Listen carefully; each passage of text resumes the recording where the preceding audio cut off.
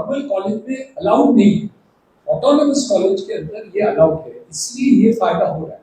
This is combination of independence of academic with skilling, with internship, with job security.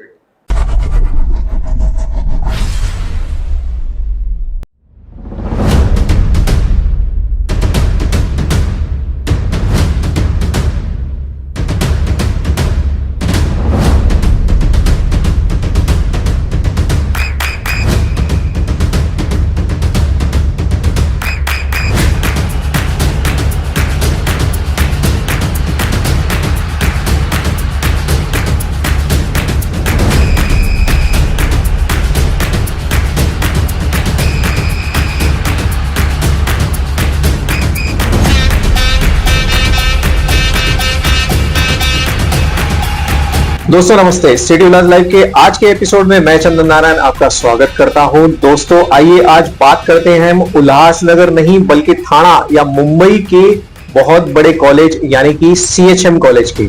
Chandibai Himmatmal Mansukhani नामक यह college पिछले 65 साल से उल्लासनगर और आसपास के क्षेत्रों के विद्यार्थियों को अपनी सेवाएं प्रदान कर रहा है। दोस्तों वैसे तो CHM कॉलेज जो है वो Hyderabad Sindh national collegiate board के अंतर्गत आता है और यूनिवर्सिटी ऑफ मुंबई से एफिलेटेड है, यानी कि आपको जो भी डिग्री मिलती है वो यूनिवर्सिटी ऑफ मुंबई की ही मिलती है। हाल ही में दोस्तों एक और परचम CHM कॉलेज ने अपने कैप में लगाया है, यानी कि उन्हें फरवरी की 2025 के दरमियान ऑटोनोमस बॉडी का स्टेटस प्राप्त हो चुका है। तो दोस्तों आप पूछेंगे ऑटोनोमस बॉडी जो है वो आखिर है क्या चीज। तो दोस्तों ऑटोनोमस बॉडी अगर किसी कॉलेजिएट मैनेजमेंट को प्राप्त हो जाता है तो वे अपने करिकुलम या सिलेबस खुद डिजाइन कर सकते हैं, यानी कि जिस तरीके के विद्यार्थी जो शिक्षा या जो स्किल प्राप्त करना चाहेंगे कॉलेज उनकी संख्या बल देख के उनके लिए अलग से कोर्सेज जो है वो डिजाइन कर सकते हैं। दोस्तों ऑटोनोमस बॉडी बनने के बाद CHM आज भी यूनिवर्सिटी ऑफ मुंबई का ही पार्ट रहेगा और विद्यार्थी इस मामले में आश्वस्त रहें कि CHM में पढ़ने के बाद उन्हें जो डिग्री प्राप्त होगी, चाहे वो किसी भी डिजाइन कोर्स की डिग्री क्यों ना हो, उन्हें जो सर्टिफिकेशन मिलेगा वह यूनिवर्सिटी ऑफ मुंबई का ही रहेगा। दोस्तों इसी विषय पर पूरी जानकारी लेते हैं president and trustee doctor Niranjan Hiranandani ji से और CHM की प्रिंसिपल डॉक्टर मंजू लालवानी पाठक जी से। ये जो शिक्षण है हम कोशिश कर रहे हैं कि स्मार्ट क्लासेस और टेक्नोलॉजी चेंजेस करके हम ये शिक्षण देना चाहते हैं। तो आपको हर सब्जेक्ट के ऊपर इंटरएक्टिव होगा। पहले 2 महीने 3 महीने नहीं होगा, नई बिल्डिंग बन रही है, जैसे वो तैयार हो जाए आपको स्मार्ट क्लासेस आ जाएंगे, वो पूरा आपको इंटरएक्टिव सेशन भी मिल जाएगा। The third major thing that is going to happen, internships. In the beginning, internships will be optional. आज की तारीख में हमारे ऑटोनॉमी के अंदर हम इंटर्नशिप्स आपको दिलाएंगे। आज की तारीख में शाम को हमारे अलुमनाई की मीटिंग है और दूसरे भी यहाँ के इंडस्ट्री के जो सज्जन है उनके साथ भी मुलाकात है आपकी मीटिंग के बाद। क्या हम चाहते हैं इनसे, हम बोलते हैं कि जितने भी हमारे कॉलेज के बच्चे हैं उनको आप जब कॉलेज के समय, कॉलेज के शाम को, छुट्टियां के टाइम पर कोई भी कोशिश करके जितने भी हमारे इंडस्ट्रीज हैं यहाँ आप हमारे बच्चों को internship दिलाएं। Even if you are not getting academic credits in the first year for internship, your final certificate will show your internship work also. ये पहले नहीं था। So what happens is you will get a certificate from the college and also from the place where you have done internship, you will get certificate which will say that this student studied, worked, whatever it is in this part of it. So the idea is to make the students during the period of studies idea to get about what the future opportunities of jobs are there, how are we going to fit over there, and what is it that you want to learn in order to do what you want to do. देखिए fees जो है वो university of Mumbai decide करती right. और अगर autonomy में हम लोगों को फीस इंक्रीज करना है तो वो हम रिक्वेस्ट यूनिवर्सिटी ऑफ मुंबई को ही देंगे और वहाँ के मैनेजमेंट काउंसिल से ही ओके होके आता है as far as aided colleges are concern.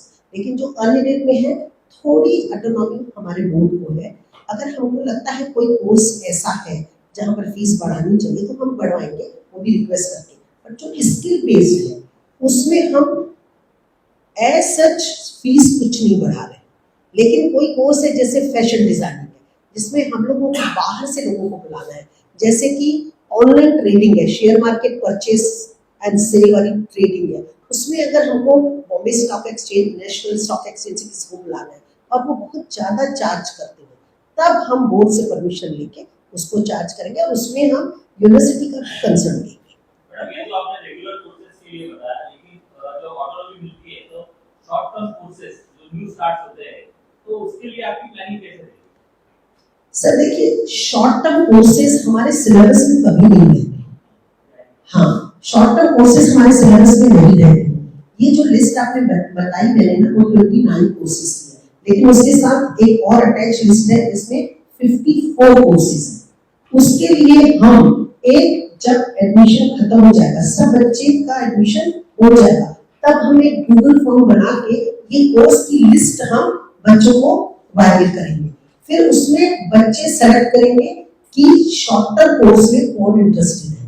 तो ये जो स्किल बेस्ड कोर्सेज है जो हमारे रेगुलर कोर्सेज है, इसके सिवाय शॉर्ट टर्म कोर्स में जो बच्चे हमको गूगल फॉर्म में अपना इंटरेस्ट दिखाएंगे और जिस कोर्स में 25 बच्चों से ज्यादा कोर्स में इंटरेस्ट दिखाया, वो कोर्स हम शॉर्ट टर्म कोर्स शुरू कर देंगे। एट प्रेजेंट हमारे पास 11 शॉर्ट टर्म कोर्सेज है। सॉफ्ट स्किल पे है, न्यूट्रिशन पे है, टैली पे है और भी ऐसे बहुत सारे कोर्सेज है जो 11 कोर्सेज हम चला रहे हैं। उसमें Marathi speaking for non Marathi एक वो कोर्स है, एक सिंधी लैंग्वेज का कोर्स, एक हिंदी सरल लैंग्वेज, ये 3 कोर्स हमारे लैंग्वेज के चल रहे हैं और संस्कृत हम शुरू करने वाले हैं। इसके सिवाय बहुत सारे शॉर्ट कोर्सेज हमारे लिस्ट में। सो हमारा मकसद यही है कि हमारे एरिया में ग्रोथ होना चाहिए। आज की तारीख में आप देखे होंगे स्टैटिस्टिकली मुंबई और मुंबई रीजन इंक्लूडिंग उल्लासनगर और ठाणे डिस्ट्रिक्ट में पूरे देश की जो उन्नति प्रगति जीडीपी ग्रोथ है वो 7% है, लेकिन this area growth will be 17%। और रियल एस्टेट में जो अभी मैं स्टेटमेंट देने वाला हूँ, मैं एडवांस में आपको देता हूँ। MMR का growth, MMR region, Mumbai MMR Thane district region and Pune, this year growth in real estate will be 25%। Hindustan में और मेरे लाइफ में इतना ग्रोथ नहीं हुआ जितना 25-26 में GDP growth of real estate में जो ग्रोथ होने वाली है वो इतना है। तो हम समझते हैं कि एक जॉब गैप होने वाला है, उल्टा है। लेकिन वो जॉब गैप सिर्फ क्वालिफिकेशन का नहीं है, बीकॉम, बीएससी, बीएमएस, वो नहीं है। जॉब गैप है स्किलिंग का। तो जब भी हम जॉब के लिए किसको बुलाते हैं ना, हम समझते हैं कि उनको अकाउंट्स पता है, लेकिन उनको इतने चीजों में नई जानकारी है, वो भी हमको पता है कि जितने भी नए स्टूडेंट्स आए हैं उनको इतना सब सीखना है, हमारे काम पर सीखते हैं। हम क्या चाहते हैं कि वो बिगिनिंग में ही उनको जानकारी हो। तो क्या जो पहले की बात है वो अनुभवी सीख गए। जूने जमाने में भी जॉब तो मिलते थे, ऐसे नहीं कि नहीं मिले, लेकिन उनको पगार सही नहीं मिल रहा था, अपॉर्चुनिटी सही नहीं मिल रही थी और ग्रोथ नहीं मिल रहा था। तो अभी एक फर्क आ गया है कि लोग बच्चों को तैयार बच्चे मिलेंगे सीएचएम के ऑटोनॉमस में, तो वो दूसरे बच्चे क्यों लेंगे, हमारे बच्चे लेंगे, क्योंकि उनके पास क्वालिफिकेशन भी है और स्किलिंग भी है। दोनों हम करना चाहते हैं। तीसरी बात, एक ही बात को एक्स्ट्रा करना, हम इंडस्ट्री को कह रहे हैं कि आप टीचर भेजिए हमें, वो बताए ना कैसे वो टीचिंग के लिए बाहर के लोग लाएंगे, उनको पगार देना है। वो क्या है, हम कोशिश कर रहे हैं कि इंडस्ट्री के लोग आके हमारे जो एडिशनल स्किल्स हैं हमारे टीचर नहीं दे सिखा सकेंगे, क्योंकि वो स्किलिंग कोर्सेज है। तो हम बाहर के इंडस्ट्री से मंगाएंगे। जैसे जर्नलिज्म का होगा तो आपको बुलाएंगे जर्नलिज्म सिखाने के लिए, कि भाई वो जल्दी सीख जाएंगे क्या करना है। तो इसमें हम ये जुड़ाना चाहते हैं कि स्किलिंग और education, knowledge base plus skill. पहले हम समझते थे ये दो अलग है। हमारी जानकारी, हम जब पास हुए तो समझते थे बीकॉम सीए हो गए तो खत्म, आपकी बात पूरी हो गई।